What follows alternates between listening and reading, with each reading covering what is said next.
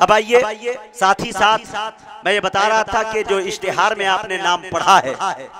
जो कारी कुरान का नाम है, अब मैं वहां तक पहुंचने की जसारत कर रहा हूँ, जुरत कर रहा हूँ। एक अच्छे कारी कुरान, बहुत पढ़ने का खूबसूरत अंदाज, लबो लहजा आप देखेंगे मेरे दोस्तों, सुनेंगे तो इंशाअल्लाह उसी अंदाज में आप सुने जिस अंदाज में कलाम पाक को सुना जाता है। मैं ये गुजारिश करना चाहता हूँ निहायत ही अदब एहतराम के साथ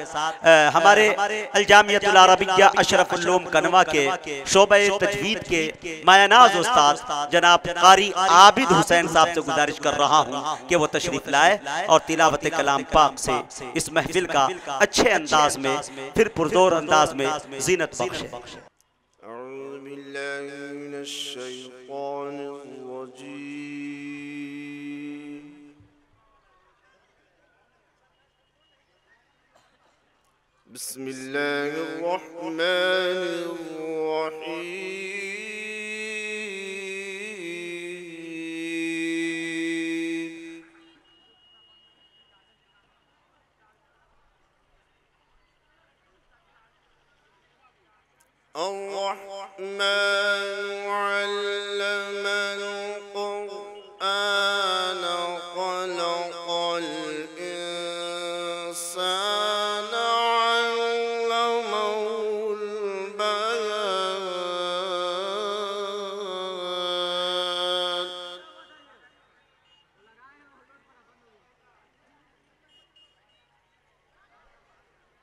الشمس والقمر بحسبان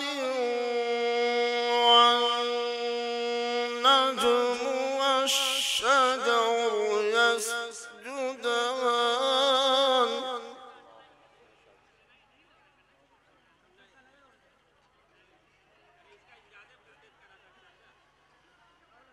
والسماء رفعها ووضع الميزان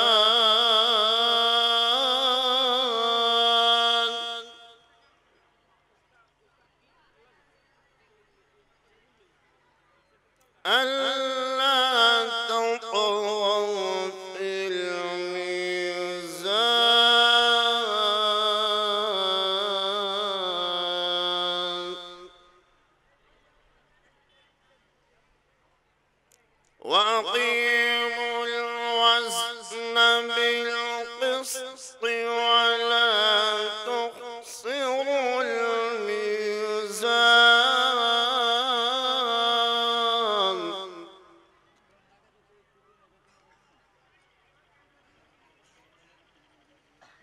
والأرض وضعها للأنام فيها فاكهة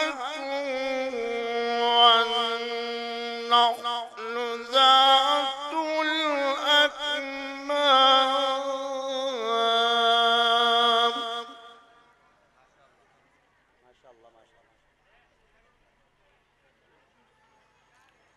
والحب ذو العصف والريحان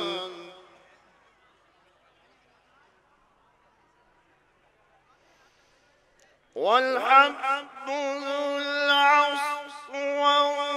والريحان فبأي آلاء ربكما تكذبان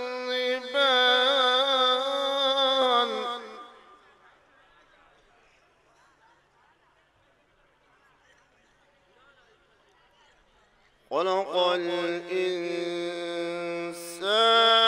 من صلصال كالفخار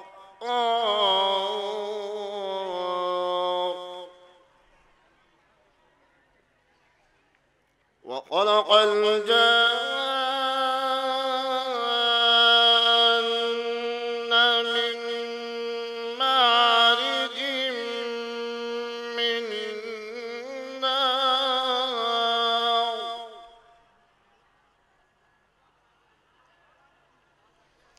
فبأي آلاء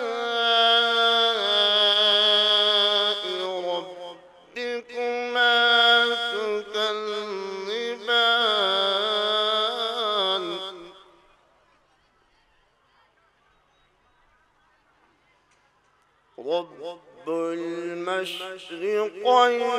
ورب المغربين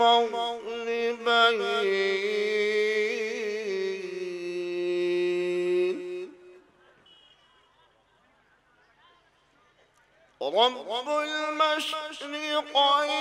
ورب المغربين فبأي آلاء ربكما تكذبان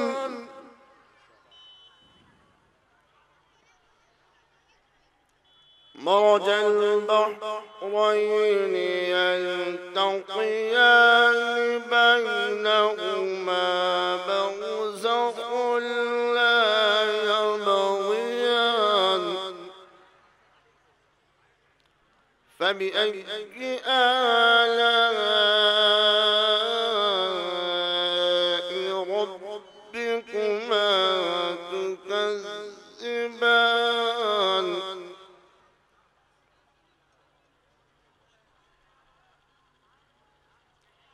يخرج منهما اللؤلؤ والمرجان فبأي آلاء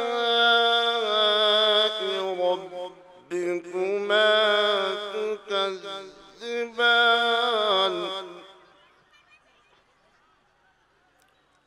وله الجوار المنشآت في البحر كالأعلام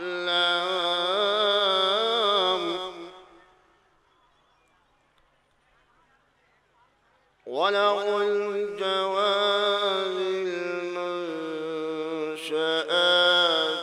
في البحر كالأعلام فبأي آلاء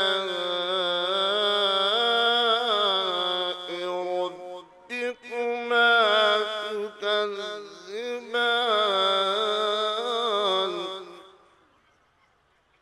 صدق الله